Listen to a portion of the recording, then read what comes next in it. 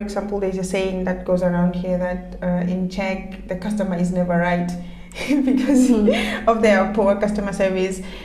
Actually, there's a survey by the telecommunications firm Genesys that estimates that in Czech businesses lose about $1.8 billion US annually because of substandard customer service. Have you ever experienced some of that? Oh, yes. And I do believe it. At the same time, I think I almost envy them because coming from American customer service, which is completely the opposite, people are very, very friendly to the point that I feel almost bad, like I'm paying them to be friendly to me. You know, because of the tips. Sure, exactly, and that's literally what it is. Well, here I'm glad that people are comfortable with the money that they make enough that they can say however they feel. When it comes to customer service, as long as I get what I ask for, you can sigh, you can roll your eyes. If I can exchange the money and get what I ask for in a reasonable amount of time, it doesn't bother me so much because I don't feel, that I have to pay for someone's kindness and that people are having to be dishonest with their feelings. It could improve a little bit, like I don't like to deal with customer service when they're completely rude, but I don't need to be smiled at necessarily. Yeah, but it gets worse because when you talk about customer service, we are not just talking at restaurants, We're talking doctors, how doctors treat you, how the government officers treat you in shops, at the gym, everywhere. It's the way they interact with you, and it comes off as not nice, and they have this like angry faces. I don't know, I call them Czech faces because Czech people are not so easy to smile. I don't know how to put it, but when they are quiet and not speaking, the faces always come off as they are grumpy and mean and stuff like that. But sometimes the minute the person starts talking, it's the nicest person you've ever talked to.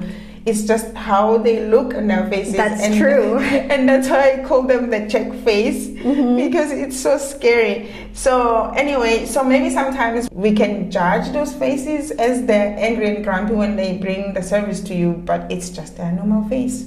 Again, there's a difference to me between like average customer service where I don't feel like a queen and disrespectful customer service, right?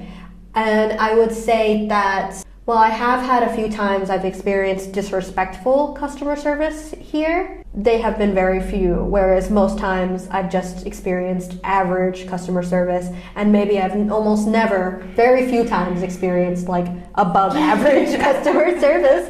But while it's average, I kind of sigh and I can laugh about it because it doesn't hurt me. The only difference is when I go elsewhere and I think to myself, wow, like it can be this good. Yeah, but I think maybe after living here a long time, I have finally adjusted. When my family comes to visit, they're in shock, And I'm like, oh yeah, they're just like that. It's fine. It's normal. Yeah, I think most experts have their horror stories when it comes to customer service. And the funny thing here is that for some reason you are not allowed to speak up and raise your raise the point that you're not treated good, because they never take the complaints seriously, first of all, and second of all, you are the crazy one for raising your voice and saying you are unsatisfied, and people will be like, it's not that bad, and you're like, no, it's not okay, you need to speak up so you can change it, so people can know that it is not okay. And then slowly the customer service,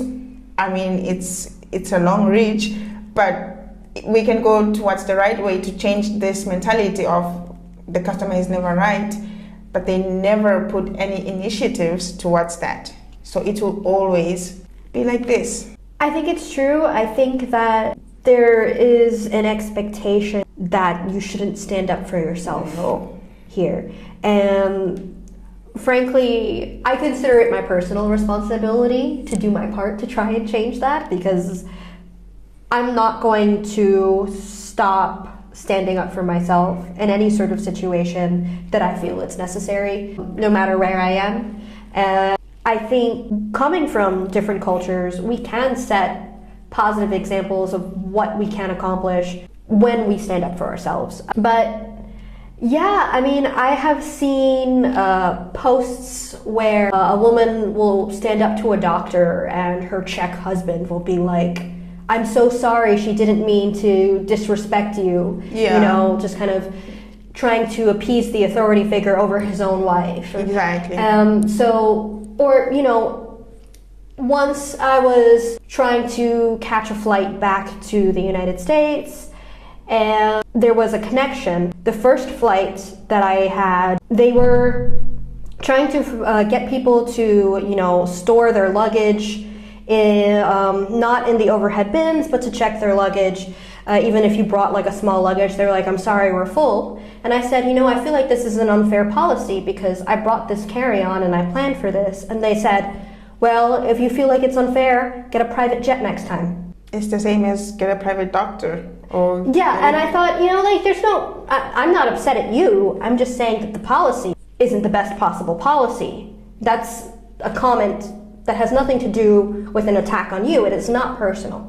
So I don't understand why it was met with such aggression. Then, when I went to get the next flight, I was surrounded with like Latino people from Miami, and the flight attendants or whatever had a little bit of attitude, and all of the Latino people were like, that's very rude and you don't need to talk like that because we didn't talk to you like that. And then someone behind me was like, yeah, I saw what you said to her, not to me personally, but I realized in my culture, people speak up. Exactly.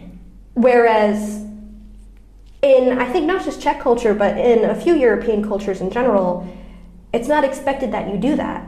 So the flight attendants who were servicing these people felt any sort of request or any sort of challenge to what already was happening was aggressive and responded with aggression, even though that's not the intention that was originally behind the customer service requests. A lot of voices are better than one all the time. So if it's just you, they'll just talk like that. But if they see a lot of people are coming out, then it's always better like that. But as we said, it's really, really hard here. People, instead of speaking up with you, they are always like, hey, don't do that. Don't speak out. Shush. They're shushing you. And it's even worse when they do it in front of the people you are speaking up to, because then it even makes what you're saying less and less valuable to the other person. Mm-hmm. Yeah. I don't know if you've heard of the saying that says crab mentality. The crab mentality. So basically, how crabs are in a bucket, and if one tries to lift the bucket, the other ones pull them down. Yes. And stuff like that. I always refer to some Czechs here that they have the crab mentality. They don't want to see another person do better or succeed or stuff like that, so they try to pull them down. They're kind of pessimistic, and if you try to do something that you are optimistic about, they always try to bring you down and tell you the worst case scenario. If you do this, how about this? This will happen, in a pessimistic kind of manner. I don't know if you've experienced that. I think it's 100% true. I wouldn't say that I've experienced a lot of it, because, how do I put this? I've been dating Czech men, and every time I date a Czech man that has this sort of quality, he's out. So I will experience this for 2 weeks tops, and then it's done. But I have come across a greater pattern, like just talking to friends and acquaintances, where people really don't like to see other people succeed. Yeah.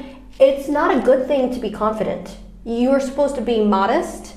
You're not supposed to show off too much, because if you do, other people wish like the evil eye on you almost. They're like, well, why does that person have this when I don't? They would rather that everyone fail equally than one person succeed. Yeah, and that's why they always blame us because of the communism. Everyone was equal at that point, and I think it kind of influenced how they think. Everyone has to be equal. If we are suffering, we all suffer. No one is going to be better than the other. And I think that's why they keep saying it's because of communism. And communism, it is true, but I'm just saying people should start being accountable for their shitty behavior.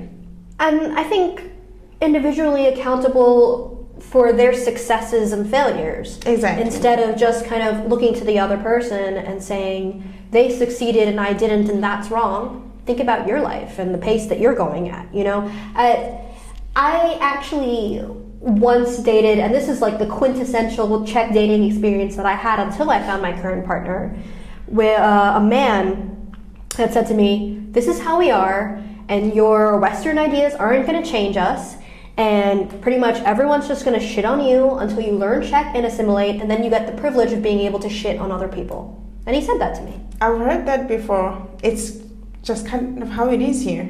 And these are the things that shock me.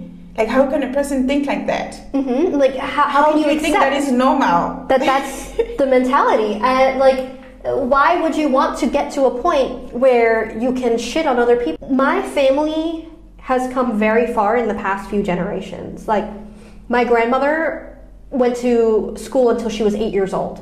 So for me to be getting my master's degree, it's like a big deal. Yeah.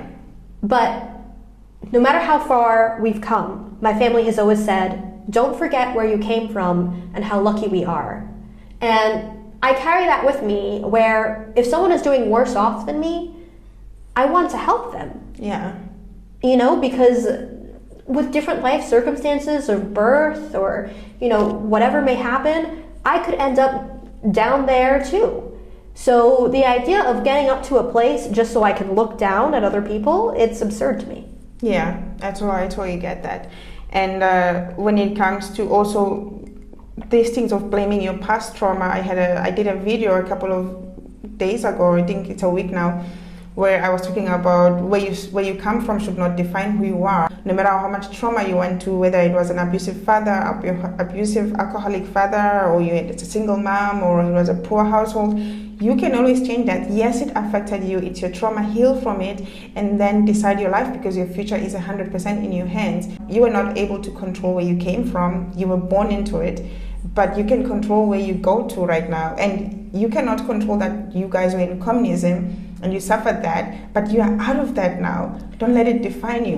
And what I think is really interesting is you'll find that most of the Czech Republic is atheistic. Like, they have one of the highest percentages of atheists in the world, of any country really. And yet they have a fatalistic, deterministic mindset when it comes to these sorts of things. Like, communism made us the way that we are and we can't change. There are people who, you know, have really, really strong faith in God or whatever creator and still believe they have more control over their lives.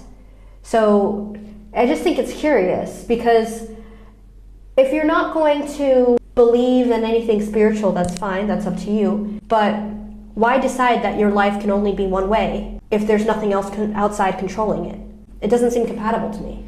I don't know, I raised this point the other day, we were having this conversation, and I said, I feel like a lot of cultures or countries or whatever went through some traumatic time in their past, whether it was slavery or whether it was apartheid or communism or whatever. We all went through something one way or the other, and we don't blame it. And they're like, oh yeah, but communism is like 30 years ago or something. And I'm like, apartheid ended in 1994 in South Africa. That's like more recent than your communism. Mm-hmm. I mean, the effects are still there, but you don't hear people excusing their behavior on apartheid. You don't go around hearing people saying, I'm doing this because it's apartheid. This is why I'm like this, and I'm not gonna change because apartheid made me like this. No, apartheid ended. And most of the conversations that I've been having with people have not even been alive during the communist era. Yes. Like, I happen to be 28. Most of the people I'm talking to have been born after the Velvet Revolution.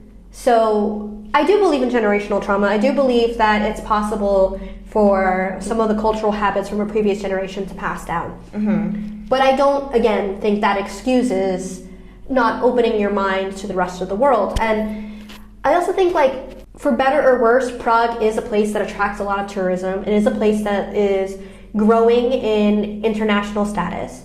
And I think Prague benefits in some ways from globalization. And so, to me, my generation, or like the Czech generation that I share with, like, the same age, their resistance to like a more globalized mentality is really surprising to me, because they benefit from it musically. They watch the films, you know, they have Netflix, they're consuming all of the same culture.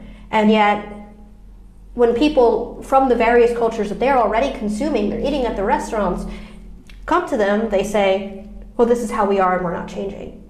Yeah, it's pretty sad.